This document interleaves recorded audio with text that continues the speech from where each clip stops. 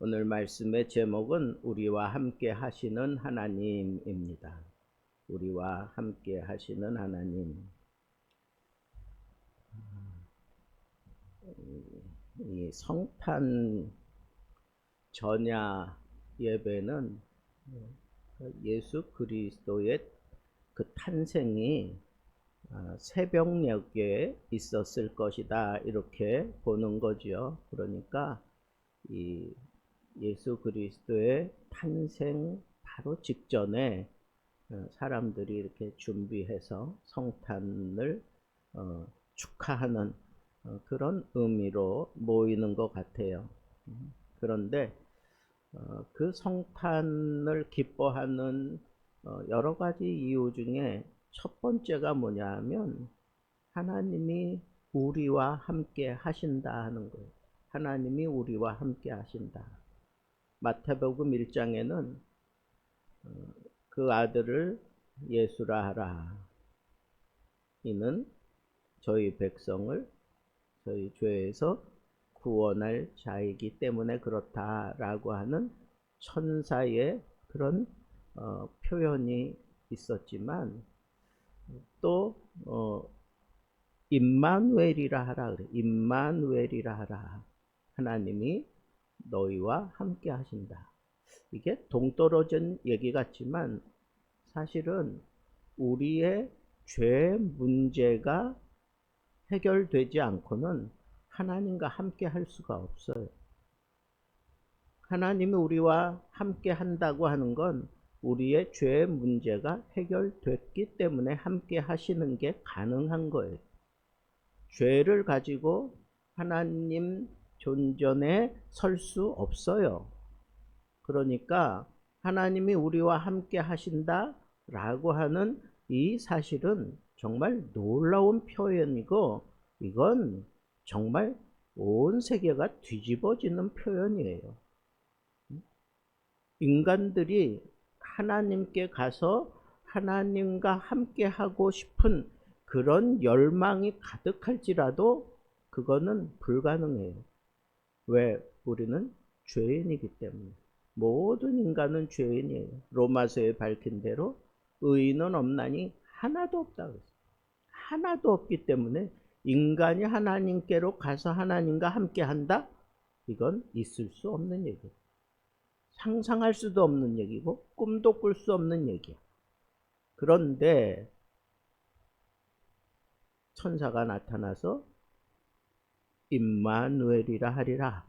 임마누엘, God with us. 하나님이 우리와 함께 하신다. 하나님이 우리와 함께 하신다. 그러니까 하나님이 인간들에게 오셔서 함께 하신다? 이게 바로 구주 탄생의 첫 번째 의미예요. 그것을 다른 시각에서는 이름을 예수라 하라. 왜? 저희 백성을 저희 죄에서 구원할 자이다. 그러니까 죄의 문제를 해결하고 하나님이 우리와 함께하고, 이거는 같은 맥락에서 이해되어지는 말씀이다 하는 거예요. 그래서 오늘 이 저녁에는 예수 그리스도의 탄생을 우리가 기다리는 그런 자세로 우리는 무엇을 우리 마음에 다짐해야 하는가? 그것은 바로 하나님이 나와 함께 하신다. 하나님이 나와 함께 하신다 하는 것을 오늘 이 밤에 우리가 확실하게 붙잡고 예수 그리스도의 탄생을 맞이해야 할 것이다 하는 거예요. 자, 하나님이 우리와 함께 하시기 위해서 하나님께서는 가장 낮은 자리에서 하나님의 임재가 시작되어지고 있는 것을 우리에게 보여줍니다. 왜? 예수님이 어디에서 태어났어요? 말구유에서. 그 부모가 하나님의 섭리하신 대로 그렇게 베들레헴으로 오다가, 그리고 거기서 여관이 없다는 거예요. 여관이 들어갈 공간이 없다는 거예요. 그런데 말구유를 내주어서 그 구유에서 예수 그리스도가 탄생해요. 하나님이 우리와 함께 하시는 그 시작점이 어디예요? 가장 낮은 곳에 우리 주님이 오셔서 임재하셨다 하는 것을 우리에게 보여준다는 거예요. 그래서 우리가 성탄을 기뻐하면서 예루살렘 성전이 아니라 들판 그리고 말 구유에 우리 주님이 오셨다, 임재하셨다, 임재하는 첫 걸음을 떼어주셨다. 만왕의 왕으로 오시는 분이 왕궁이 아니라 목자들이 지키는 그 들판 그리고 말 구유에서 우리 주님이 탄생하셨어요. 목자들은 그 당시 사회에서 인정받지 못하던 사람들이었어요. 가장 낮은 그런 신분을 가지고 사는 사람들이었습니다. 증인으로도 인정받지 못했고 종교적으로도 늘 경계선에 있던 그런 존재들이었고 사람들에게 추앙받지 못하는 그런 사람들이 목자들이었는데 하나님께서는 그 목자들을 데려다가 가난한 곳에 태어난 예수 그리스도를 찬양하게 만듭니다. 영광을 돌립니다. 주의 영광이 그들을 두루 비추매. 이 목자들에게 사회의 의식조차 받지 못했던 그런 존재들에게 주의 영광이 두루 비쳤을 때 이게 어쩐 일인가 그러면서 이 목자들이 두려워했다 그랬어요. 두려워했다. 근데 하나님께서 천사를 통해서 두려워하지 말라 그러면서 이제 이 땅에 구주가 태어났으니 너희는 가서 이 복음을 전하라고 그렇게 목자들에게 얘기를 해요.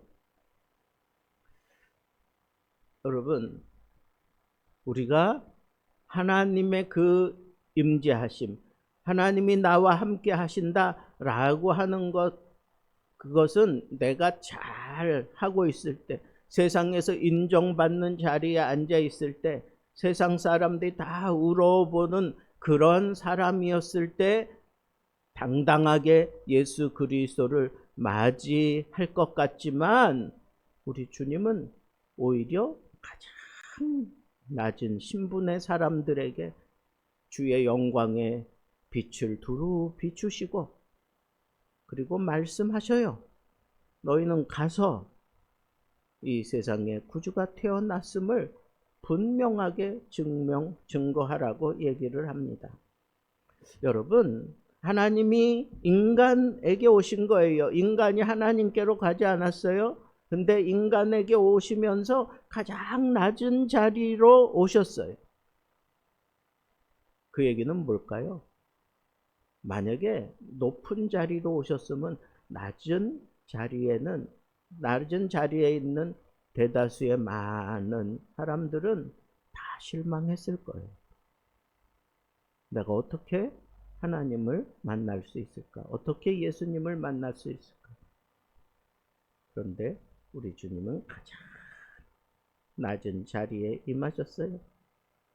그리고 그 낮은 자리에 임하셨고 그리고 가장 처음 예수 탄생의 기쁨을 알렸던 사람들이 누구예요? 목자들이라고. 목자들. 주의 영광의 빛이 저희들에게 둘러 비쳤어요. 하나님께서는 세상의 약자들, 세상에 주목받지 못하는 사람들, 그 사람들에게 예수 탄생의 이 놀라운 비밀을 전할 수 있는 그런 특권을 하나님이 허락해 주셨어요.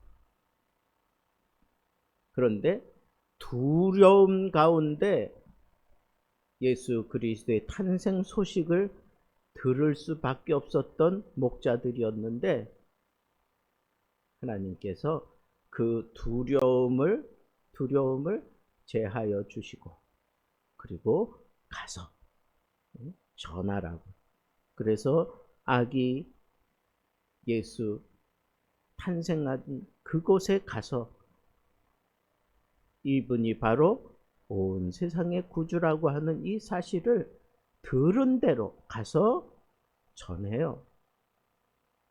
그 부모에게. 참 하나님의 이 섭리는 참 신비로워요.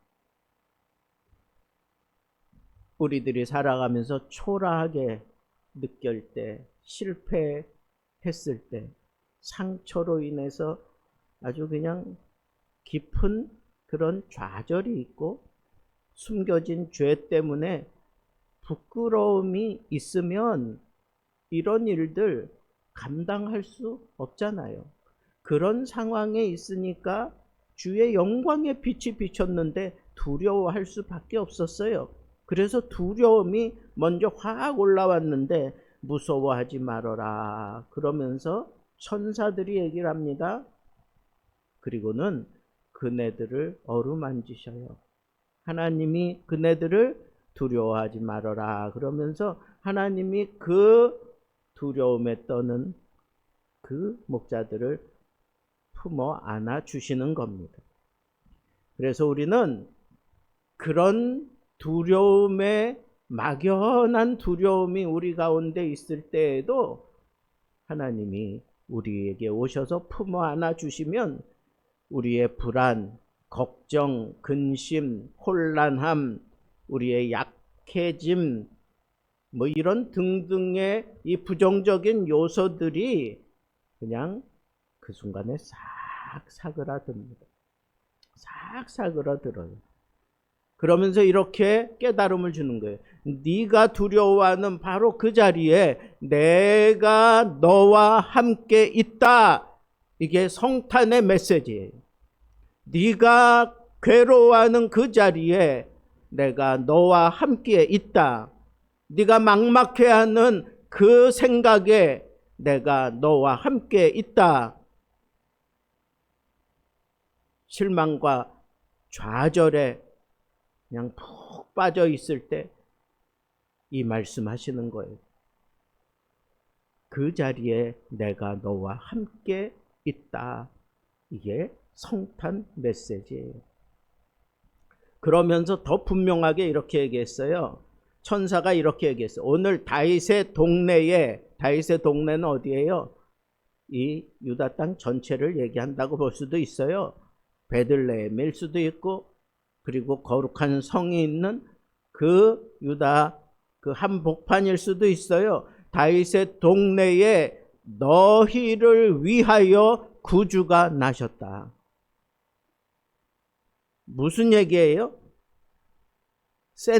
센터에 뭐가 있어요? 너희를 위하여. 너희를 위하여. 하나님이 우리와 함께 하시는 그 목적이 뭐예요? 너희를 위하여. 내가 받을 때에는 나를 위하여 하나님이 오셨다. 나를 위하여 하나님이 함께 하신다. 나를 위하여 하나님이 임재하셨다. 사랑이 오셨네. 뭐 시적인 그런 표현도 있지만 더 정확하게 얘기하면 하나님이 우리를 위하여, 아니 하나님이 나를 위하여 오셔서 함께 하신다. 이게 성탄 메시지예요. 여러분, 예수님 막연한 인류를 위해서 이 땅에 오신 게 아니에요. 이 밤에 들판에 있는 목자들, 그리고 오늘 이 자리에 예수 그리스도의 탄생을 기념하며 예배하는 이 자리에 우리 주님이 말씀하셔요. 너희를 위하여, 너를 위하여 내가 너와 함께 한다.